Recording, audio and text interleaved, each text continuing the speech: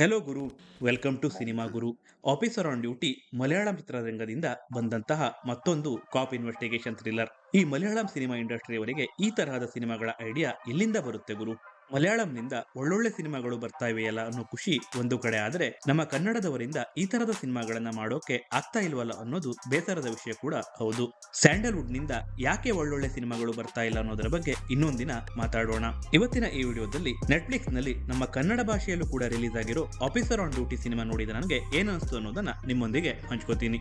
ಅದಕ್ಕೂ ಮೊದಲು ನೀವೇನಾದ್ರೂ ಸಿನಿಮಾ ಗುರು ಯೂಟ್ಯೂಬ್ ಚಾನಲ್ಗೆ ಹೊಸಬರಾಗಿದ್ರೆ ದಯವಿಟ್ಟು ನಮ್ಮ ಯೂಟ್ಯೂಬ್ ಚಾನಲ್ ನ ಸಬ್ಸ್ಕ್ರೈಬ್ ಮಾಡಿ. ಈ ಚಾನಲ್ ನಲ್ಲಿ ನಾವು ಸಿನಿಮಾಗಳ ರಿವ್ಯೂ, ವೆಬ್ ಸೀರೀಸ್ ಗಳ ರಿವ್ಯೂ ಹಾಗೂ ರೆಕಮೆಂಡೇಶನ್ ಗಳನ್ನ ಅಪ್ಲೋಡ್ ಮಾಡ್ತೀವಿ. ಸೊ ದಯವಿಟ್ಟು ನಮ್ಮ ಯೂಟ್ಯೂಬ್ ಚಾನಲ್ ನ ಸಬ್ಸ್ಕ್ರೈಬ್ ಮಾಡಿ. ಆಫೀಸರ್ ಆನ್ ಡ್ಯೂಟಿ ಮಲಯಾಳಂನ ಕುಂಚಕೋ ಬೊಬನ್ ಮತ್ತು ಪ್ರಿಯಾಮಣಿಯವರು ಲೀಡ್ ರೋಲ್ ನಲ್ಲಿ ಆಕ್ಟ್ ಮಾಡಿರುವಂತಹ ಸಿನಿಮಾ. ಕಳೆದ ಫೆಬ್ರವರಿ 20ರಂದು ರಿಲೀಸ್ ಆಗಿ ಸಖತ್ ಹಿಟ್ ಆದಂತಹ ಈ ಸಿನಿಮಾ ಇತ್ತೀಚೆಗೆ ನಮ್ಮ ಕನ್ನಡ ಭಾಷೆಯಲ್ಲೂ ಕೂಡ ಡಬ್ ಆಗಿ ನೆಟ್ಫ್ಲಿಕ್ಸ್ ನಲ್ಲಿ ರಿಲೀಸ್ ಆಗಿದೆ. ಇನ್ನು ಈ ಸಿನಿಮಾದಲ್ಲಿ ಕುಂಚಕೋ ಬೊಬನ್ ಅವರು ಒಬ್ಬ ಪೊಲೀಸ್ ಅಧಿಕಾರಿಯ ರೋಲ್ ಅನ್ನ ಪ್ಲೇ ಮಾಡಿದ್ದಾರೆ. ಪ್ರಮೋಟ್ ಆಗಿರುವಂತಹ ಒಬ್ಬ ಪೊಲೀಸ್ ಅಧಿಕಾರಿ ಒಂದು ನಕಲಿ ಬಂಗಾರದ ಕೇಸನ್ನ ಇನ್ವೆಸ್ಟಿಗೇಷನ್ ಮಾಡ್ತಾ ಹೊರಟಾಗ ಆ ಜರ್ನಿಯಲ್ಲಿ ಅವನಿಗೆ ಸಿಗೋ ಸಸ್ಪೆನ್ಸ್ ಗಳು ಹಾಗೂ ಈ ಕೇಸ್ ಅವನ ಪರ್ಸನಲ್ ಲೈಫ್ಗೆ ಹೇಗೆ ಕನೆಕ್ಟ್ ಆಗಿದೆ ಮತ್ತು ಅವನು ಯಾವ ರೀತಿ ಈ ಕೇಸ್ನ ಸಾಲ್ವ್ ಮಾಡ್ತಾನೆ ಅನ್ನೋದು ಈ ಚಿತ್ರದ ಕತೆ. ಇನ್ನು ಪಾಸಿಟಿವ್ಸ್ ಗಳ ಬಗ್ಗೆ ಮಾತಾಡೋದಾದ್ರೆ, ಈ ಚಿತ್ರದ ಮೇಜರ್ ಪಾಸಿಟಿವ್ ಅಂತ ಹೇಳಿದ್ರೆ ಅದು ಇದರ ಕತೆ ಚೆನ್ನಾಗಿದ್ರೆ ಸಿನಿಮಾ ಅರ್ಧ ಗೆದ್ದ ಹಾಗೇನೆ. ಇಲ್ಲಿ ಆಗಿರೋದು ಕೂಡ ಅದೇ. ಅನ್ನೆಸರಿ ಎಲಿಮೆಂಟ್ಸ್ ನ ಕಮ್ಮಿ ಮಾಡಿ ಸ್ಟೋರಿಗೆ ಜಾಸ್ತಿ ಇಂಪಾರ್ಟೆನ್ಸ್ ನ ಕೊಟ್ಟಿದ್ದಾರೆ.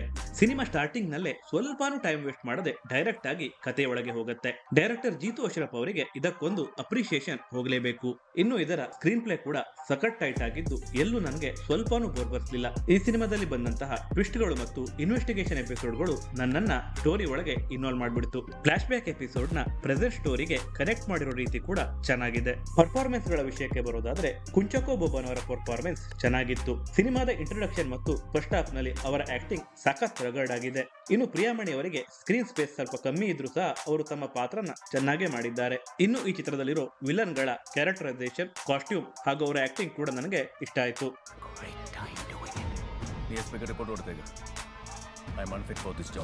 ನೆಗೆಟಿವ್ ಗಳ ಬಗ್ಗೆ ಮಾತಾಡೋದಾದ್ರೆ, ಇದರಲ್ಲಿರೋ ಆಕ್ಷನ್ ಸೀಕ್ವೆನ್ಸ್ ಗಳು ನನಗೆ ಇನ್ನೂ ಸ್ವಲ್ಪ ಚೆನ್ನಾಗಿರ್ಬೋದಿತ್ತು ಅಂತ ಅನ್ಸ್ತು.